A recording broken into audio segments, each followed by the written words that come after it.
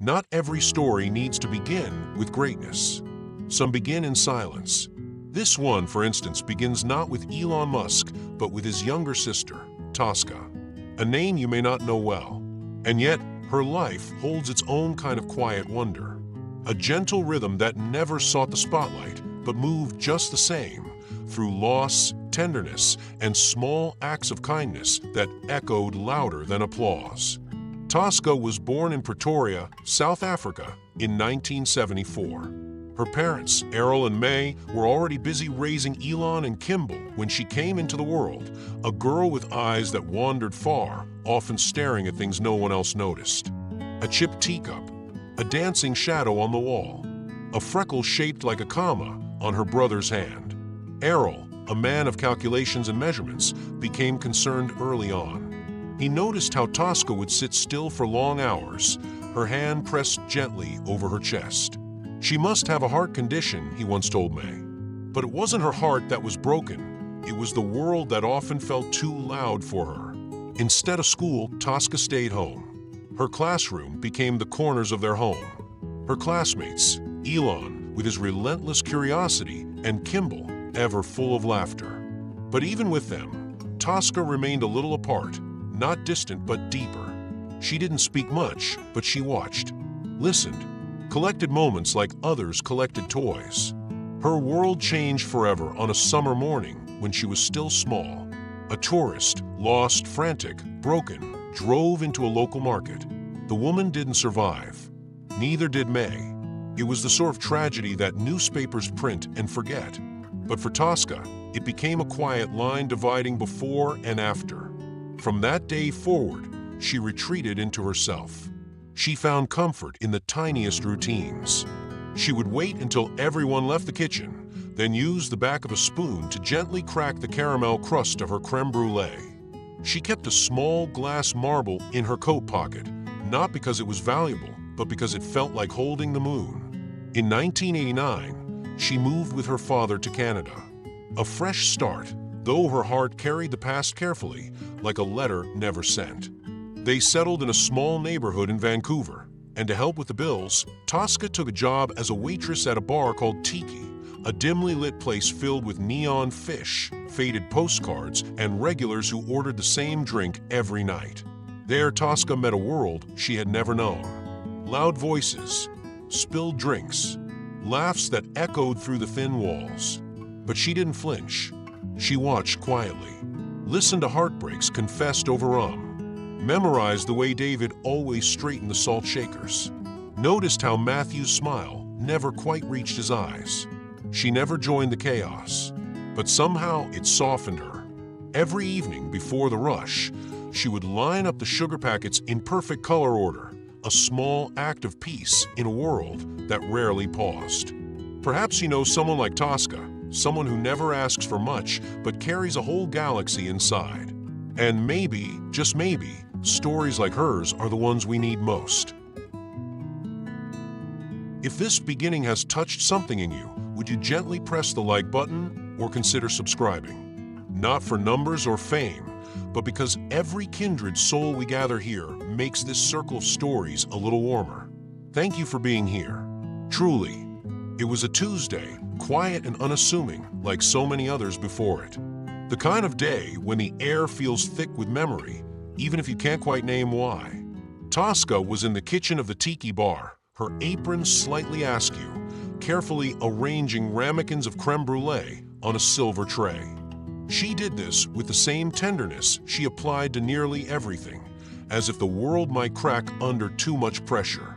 In the corner, the dusty old television murmured news into the background, a segment about a musician from Hawaii, Israel Kamakawiwo'ole, who had passed away. Heart failure, the reporter said. And then his voice, soft and haunting, filled the kitchen for a brief moment.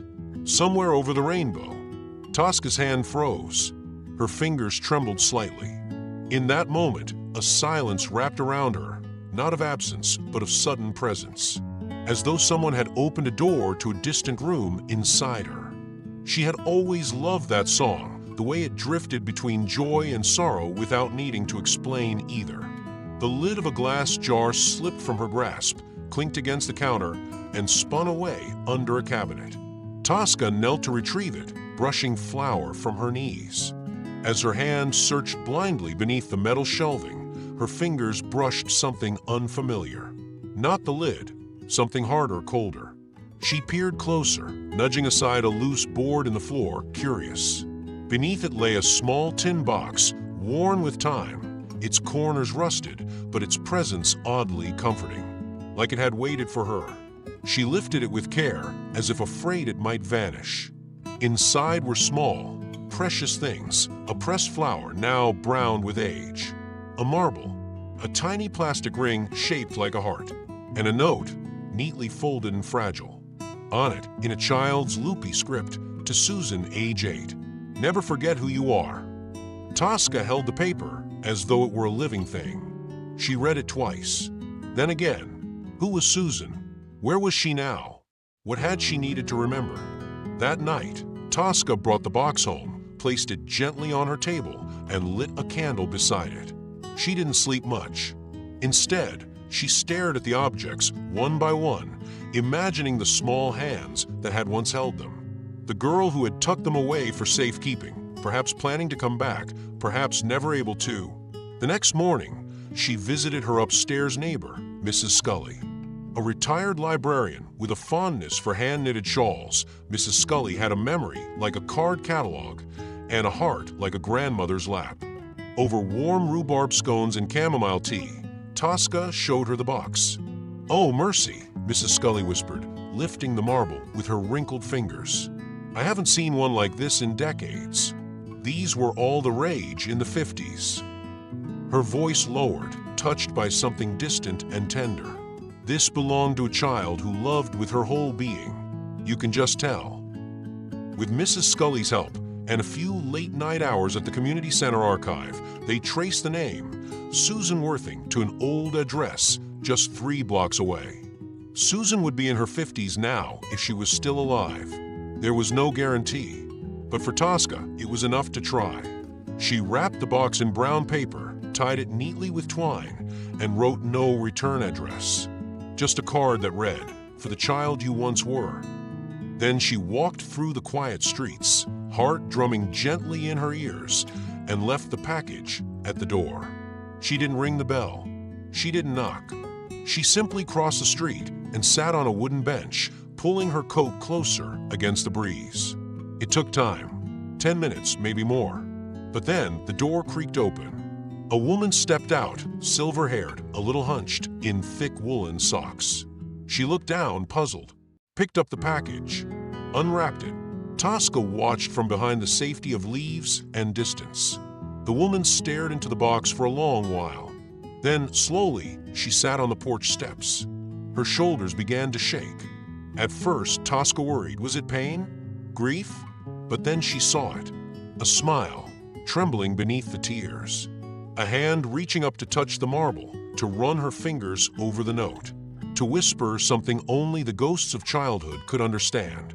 Tosca felt her own eyes burn. She hadn't done it for thanks. She hadn't done it for recognition. She had done it because for a moment, she had seen someone else's forgotten joy, and it had stirred her own. That evening, she walked home differently. Not lighter, not heavier, just more whole. As if some long, quiet part of her had been gently called back to life. And though the world outside remained unchanged, the same cracked sidewalks, the same buzzing neon signs, inside Tosca, something had shifted. A beginning had quietly taken root. After that day, something subtle began to glow dentro de Tosca. It wasn't visible from the outside. No one at the tiki bar would have noticed anything different. She still served drinks with quiet efficiency, still listened more than she spoke. But inside, a new rhythm had started, one that moved not with necessity, but with intent. She began to look around her with a different kind of attention. The way you look at a room you've lived in for years, and only one morning realize how the light hits a certain corner just right. She began asking gentle questions, not aloud, but with her presence. What is missing here? What could I mend? One evening, after a particularly long shift, she stopped by her father's small apartment in the city. Elon Musk had grown quieter with age. His walls were lined with old tools, dusty maps, and memories he didn't seem willing to share. His voice was still clipped efficient, but his eyes were no longer sharp. They wandered, searching for something that no longer lived in the present. They drank tea in silence. Tosca watched him while he stared at the window. And then, without meaning to, her gaze fell on something peculiar, a small plastic penguin sitting atop his refrigerator. It was the kind of toy you win at a fair. Forgotten, a little grimy, but oddly charming. She didn't ask about it. Didn't need to. She simply filed the image away, the way she did with most things. The next morning, Tosca made a decision. She visited a friend named Oliver, a young man who lived out of a backpack and ran a blog about digital minimalism. "I need a favor," she said, holding out the penguin. "I want you to take this little guy with you, wherever you go, and send postcards." Oliver laughed but nodded. "From the penguin?" She nodded. "Yes, from the penguin." Weeks passed. Then one morning, Errol opened his mailbox and found a postcard from Tokyo. "Dear Errol, you'd love the sushi here. I miss our kitchen talks. Yours, Pingu." He blinked, confused, then smiled, a rare, unsure smile. A month later, another postcard arrived, this time from a beach in Greece. "Errol, I swam today. Thought of our long walks along the coast. Yours as ever, P." At first, he said nothing, but Tosca noticed the change. He began to go out again, bought new walking shoes, researched cheap flights on the public library computer. And one afternoon, without telling anyone, he packed a small bag and disappeared for 3 weeks. When he returned, sun-touched and lighter somehow, he didn't explain. But he placed a small souvenir magnet on Tosca's fridge, a penguin in a sombrero. She didn't need words. That quiet magnet said everything. At the tiki bar, the world kept spinning. Patrons came and went. But Tosca, moved by the joy of mending old threads, turned her gaze toward the lives around her. David, the bartender, had always been gentle, his voice soft, his jokes mild. He never dated, claimed he didn't have time. But Tosca noticed the way he blushed when a customer named Irene arrived. A book editor with salt and pepper curls and a voice like warm honey. So, Tosca began setting their breaks at the same time, adjusting the playlist so soft jazz played whenever Irene came in. One evening, she casually left a note near David's station. "Don't wait too long to say what matters. Some hearts are ready to be heard." A week later, David asked Irene to dinner. Then there was Matthew, loud, confident, but always reaching for his phone, always checking messages that never arrived.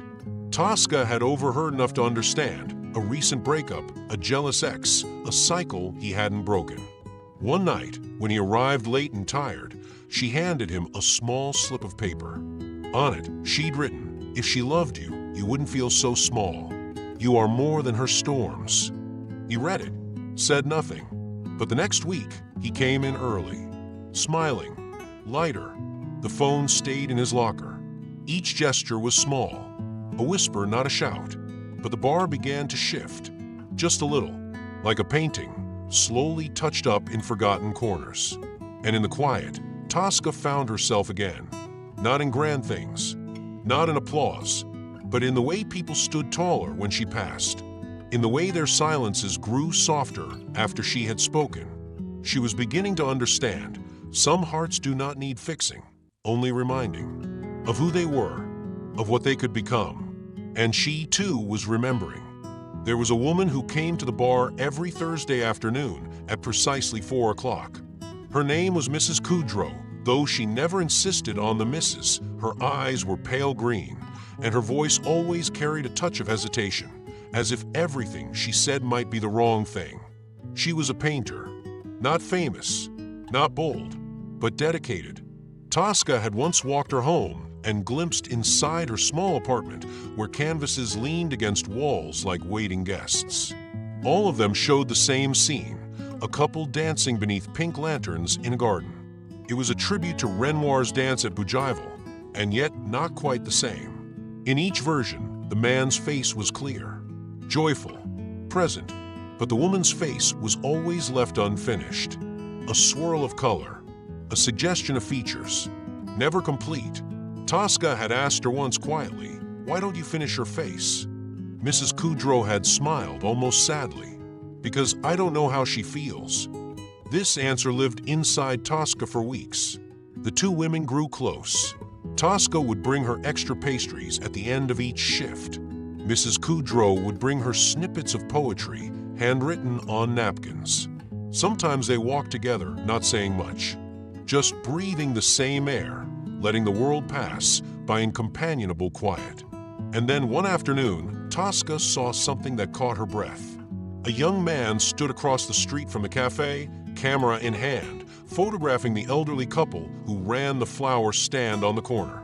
He didn't speak to them, just smiled, snapped a few pictures, then nodded his thanks. His face was gentle, his movements unhurried. Tosca watched him for almost 10 minutes. Not because of how he looked, but because of how he looked at others. As if everyone mattered. As if the world was something precious. Later that week, she saw him again. This time, working at the pet shop near the train station. Feeding a parrot. Talking to a turtle. She asked the clerk his name. "Justin," the woman said. "Quiet guy. Always brings the animals homemade snacks." That night, walking home, Tosca found something on the sidewalk, a worn leather notebook with a sticker that read, "Not all who wander are lost." Inside were photographs. Candid, soft, full of emotion. Children laughing with their grandparents. Strangers holding hands on the bus. A man giving his coat to a woman in the rain. And tucked between two pages, a receipt with Justin's name. Tosca held the book to her chest. She would return it, of course she would. But not all at once. Some stories, she felt, deserved to unfold slowly. Tosca didn't return the notebook right away. It wasn't dishonesty that held her back, it was reverence. That leather-bound collection of light and silence felt sacred somehow, like a glimpse into a soul she hadn't yet earned the right to know. She turned each page slowly, sometimes with closed eyes, letting the mood of each photograph seep in before seeing the image itself. A woman tying her husband's shoes at a bus stop. A boy offering his sandwich to a street dog. A hand, aged and veined, resting on the edge of a piano. None of it was flashy. Nothing cried out for attention. But everything Justin captured felt honest, full of feeling, as if he believed, as Tosca did, that the quietest gestures could carry the greatest truths. She decided, after a long bath and 2 pots of tea, to return the book. But she would do it in her own way, the only way that felt right. She took a small envelope, placed inside a note that read, "You see the world the way I feel it. This book deserves to come back to you just as gently as it came to me." But instead of writing her name, she added only a drawing, a teacup with a single crack in it. Something he might or might not understand. She slipped the envelope into the shop's mail slot before sunrise, when the world was still stretching awake. Then she waited. Days passed. Justin returned to the Tiki Cafe, not as a customer, but as a question. He asked David if someone had dropped off a notebook for him. David nodded. Found it near the dog biscuits. No idea who brought it. But there was this. He handed over the envelope. Tosca watched from behind the kitchen curtain. Justin opened it there, standing near the counter. Read the note once, then again. Then he smiled, not a grin, not a chuckle, but a smile that came from somewhere deep. The kind you wear when something precious comes back to you. He didn't ask for more, didn't post about it online, just carried the notebook with quiet gratitude, tucking it under his arm like an old friend. But now, something had shifted in him too. Over the next few weeks, he began to leave things behind, not by accident, but with intent. A folded napkin with a sketch of the parrot from the pet shop. A small, smooth stone painted with a sunflower. A photograph clipped to the cafe bulletin board. Tosca didn't even notice it at first. It was a picture of the street outside the Tiki, but somehow, in the reflection of the cafe's glass, there she was, Tosca, in profile, reaching for a sugar jar. He had seen her, and he was speaking back. They began a game. Notes on receipts. Messages in the margins of menus. A wordless dialogue between two people who had never truly met, not face to face, but had already seen each other in all the ways that matter.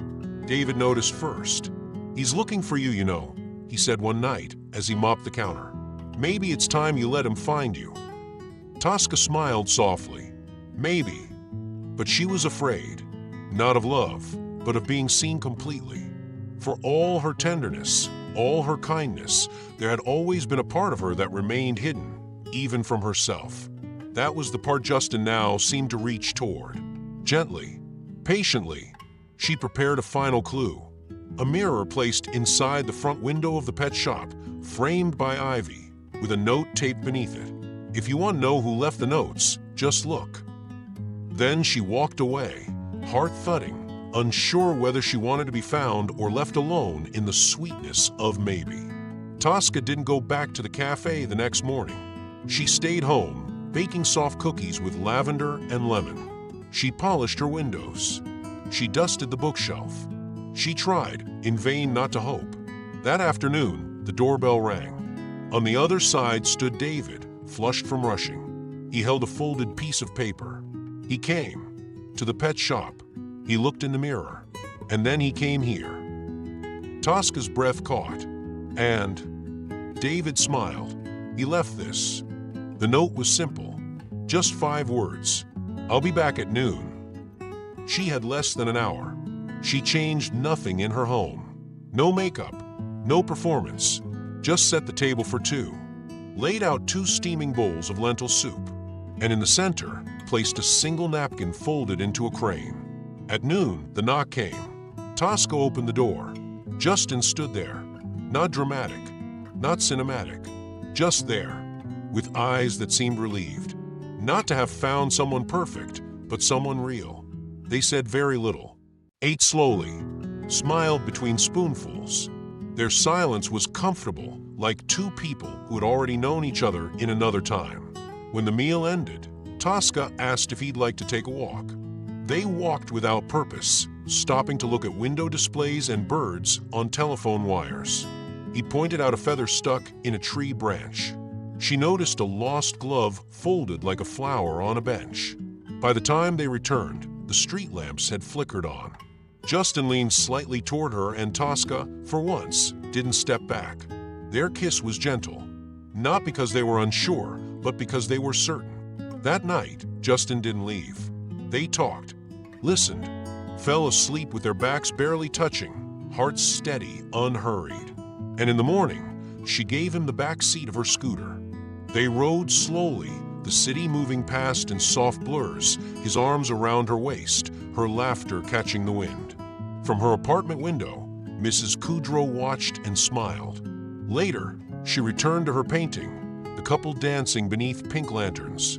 This time, the woman's face was complete. The narrator speaks softly now. Some stories don't end with applause.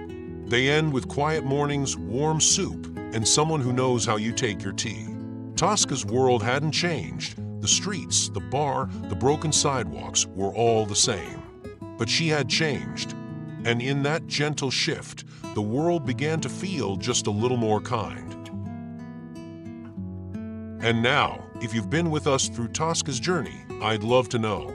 Leave in the comments a memory of yours that this story awakened. I read every single one, and I carry them with care.